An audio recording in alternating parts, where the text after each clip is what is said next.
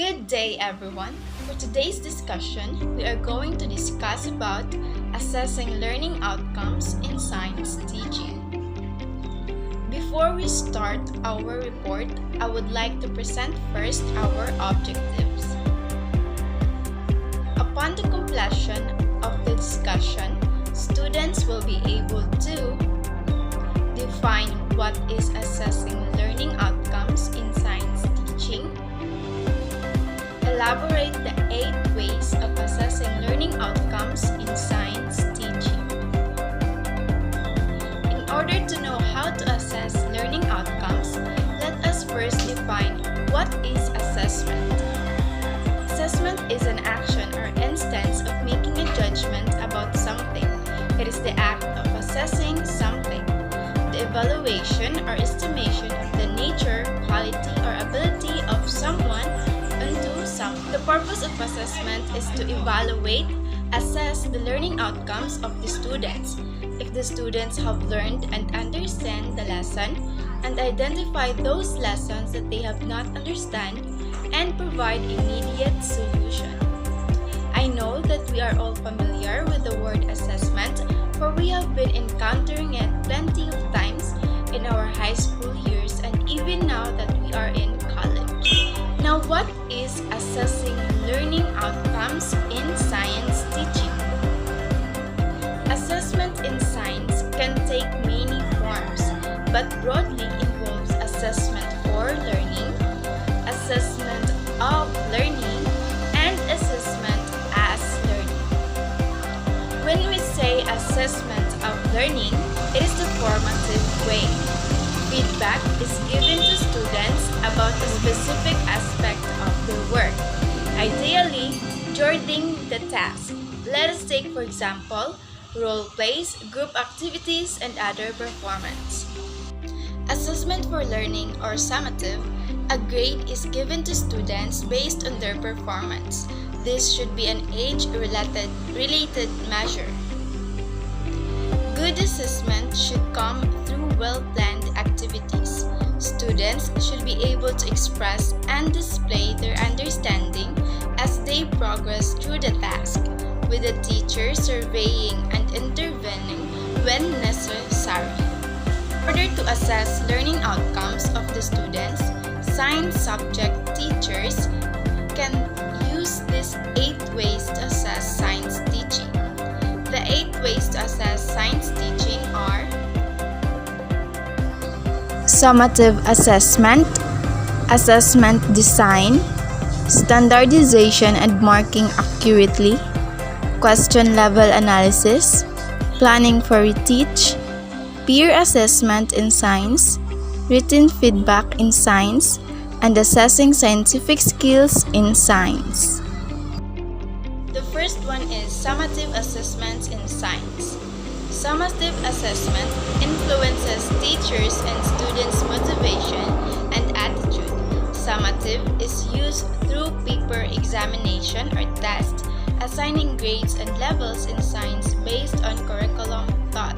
Let's take for examples: summative test quarterly, pre-test, board exams for formal, and others. The second one is assessment design, which have 10 principles. This is the driving the right behaviors for students when assessing their learning outcomes in science teaching. These are the 10 principles. Assess the most important knowledge you want students to know. Identify the most important knowledge that is essential for good progression and design questions to assess it. The second principle, have a clear model of progression for both substantive and disciplinary knowledge. In science, this is the knowledge required to work scientifically and practically. This assessment happens when the curriculum has first defined the progression of both substantive and disciplinary knowledge. The third principle, make the assessment cumulative. The need to create assessments that assess concepts that have been learned in previous terms or discussions. This ensures the assessment feels relevant to students and teachers by providing providing feedback to recent work. The fourth principle, sample across the domain and keep it blind. Many subjects require students to learn more knowledge than can ever be assessed in its entirety. There is just not enough time. 5. Dig holes, don't cut grass, assess conceptual understanding. This principle is about making sure that the assessment asks the questions that we really care about. To get at understanding, we must design questions that probe students' schemas. The sixth one, be clear on what you are and are not assessing. Assessment proposed by teachers are challenges for students. That is why it is important to do it with intentionality. It is necessary to be cautious in assessing what we are, the knowledge when we include it in a question. The seventh, mark schemes should inform how questions are designed. Create the mark scheme at the same time as you write the question, writing each marking point that you understand whether the question is actually a good one. The eighth one, make the assessment appropriately demanding.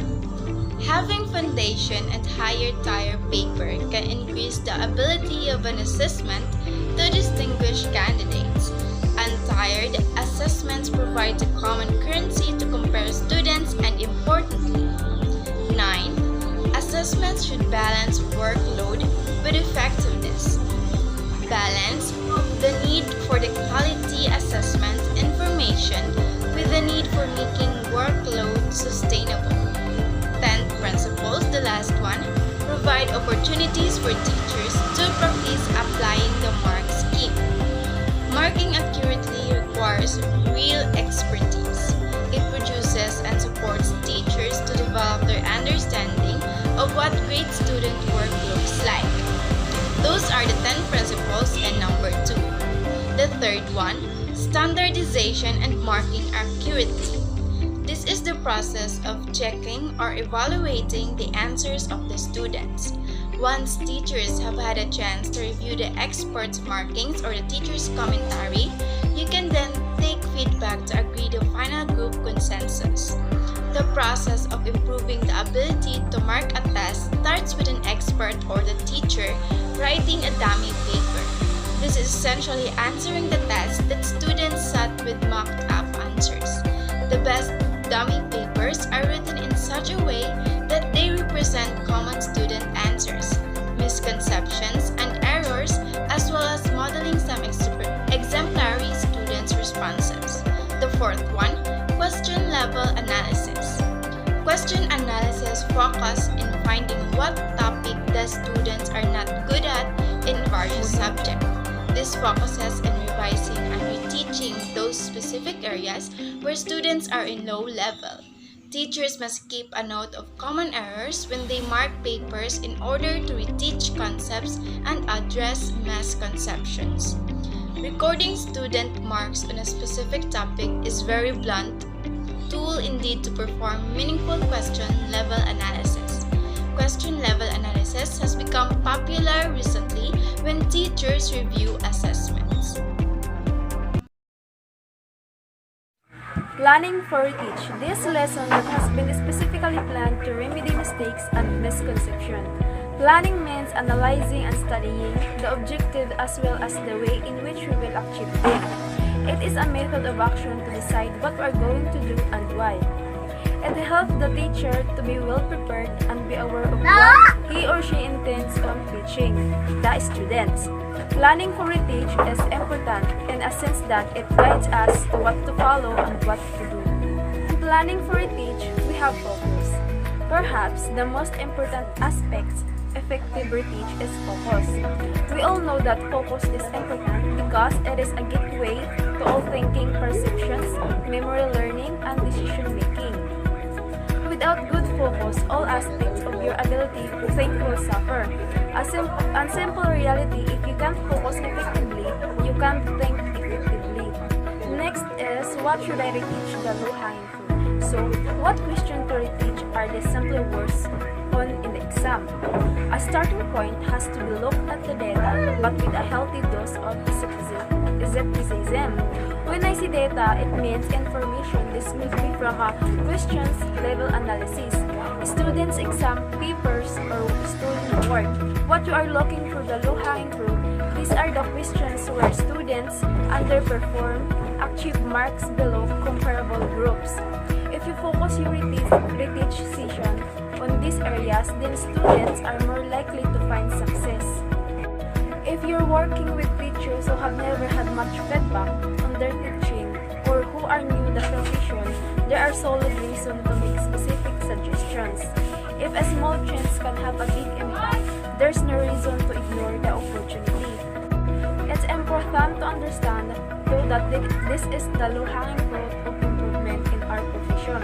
The SCI is the most obvious set of changes to make picking this fruit may take us from mediocre to good. What should I reteach? The key concept. Then there are the concepts that are hard but fundamental. Many students will have struggled with these questions. These concepts are considered so important that they are worth persevering with, because they will students to access many other questions and concepts within the subject. An example from science might be the concept validity, not necessarily an essay concept to understand, but it's a concept that is so fundamental to understanding the discipline of science that we cannot ignore it. It also helps the learner generalize from the teaching context to other. The concept a person or group chooses as a key in a subject will vary according to their view of that subject and their purposes. In selecting the set of key concepts, a teacher working with young children in science may choose a different set of an academic chemist. Working with undergraduates, throughout, you will be encouraged to reflect on how you can use key concepts when planning your curriculum. In the end, there is a glossary of keywords and phrases and some suggestions about what you will do next. And then do it differently. Once you identified what you want to reteach, then you have to think how you're going to close the gap. Simply repeating how you thought the first time probably not to work. Start by completing the questions. Students struggle on identifying what knowledge and vocabulary students need to know. First is, write the 3 questions you want students to be able to answer by the end in your lessons. And importantly, script the students' response. You are expecting them sequence this knowledge through your lesson and use multiple choices questions to dig into understanding and make thinking visible. If you're going to repeat your activity you just did, it is very boring. That's why you need to do it differently. Because it is best if you make the activity better than the present activity to make it worth the repeating. Next is per assessment in science. Per assessment is much more than students marking books. It can be a very powerful way to bring about learning, although the setup needs careful consideration to be effective. The key advantage of per assessment is that it focuses students' attention on what is exactly important. Per assessment is one way that students can internalize the characteristic of quality.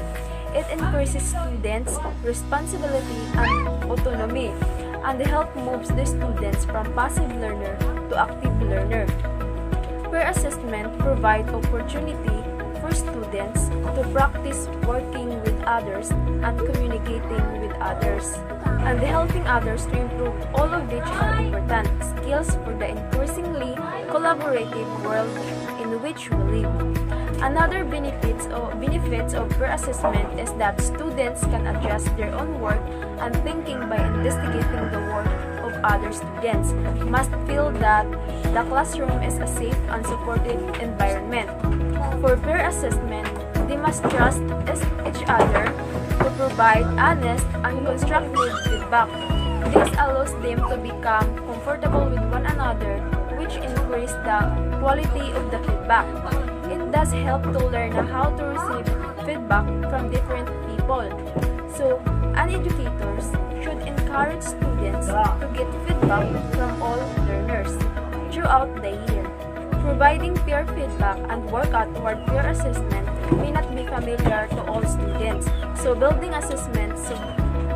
peer assessment should be built into the classroom learning goals, and with its own rubric or peer assessment is more effective when students are accessing against a predetermined set. Additionally, it can be very challenging and you will want to make sure that you provide practice and support before, during, and after the process. So, set a practice session in which you provide a sample writing assignment or speaking. Marking and written feedback in science. Feedback sets at the top of Professor John Hattie's table of effect sizes on education performance. Feedback, written feedback, important part of overall feedback. Machine and give teacher a unique opportunity on students, allowing feedback to take place in both directions. Writing detailed feedback on individual pieces is incredibly time-consuming. Often the pressure to get the marking done means we have to resort to generic comments or easy to set targets, such as use more keywords in your answers. A more sustainable approach is to capture common errors and mistakes during rapid marking, then use the information to perform a whole class reteach at the start of the next lesson. Do make sure you set tasks that are sufficiently diagnostic to facilitate useful feedback from an expert. Feedback is phrased in a way that students can understand and it's relevant to future work. We want to improve the students. The feedback between pupils and teacher is thoughtful, reflected, and focused to evoke and explore understanding of key concepts. Make sure you write the feedback near with the errors occurs in the text. Effective written feedback provides students with a record of what they are doing well, what needs improvement, and suggested next steps. Written feedback also needs to be timely written in a manner that is understandable to the students and actionable so that the students can make revision. And the last is assessing scientific skills.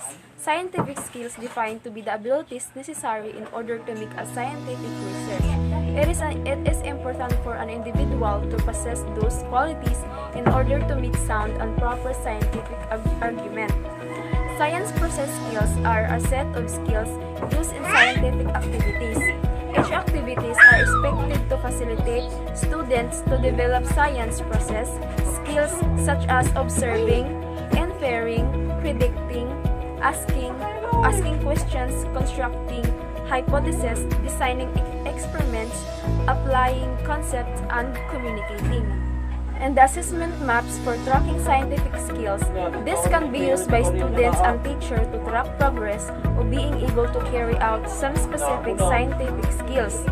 Lessons can be planned to develop specific skills, and assessment maps used to record students' progress toward mastering them. The codes linked to the scientific skills listed in the mapping documents available. Each student is given an assessment map to keep in their book. When they demonstrate mastery of specific skills, the teacher and students or partner takes the relevant skills on their assessment maps.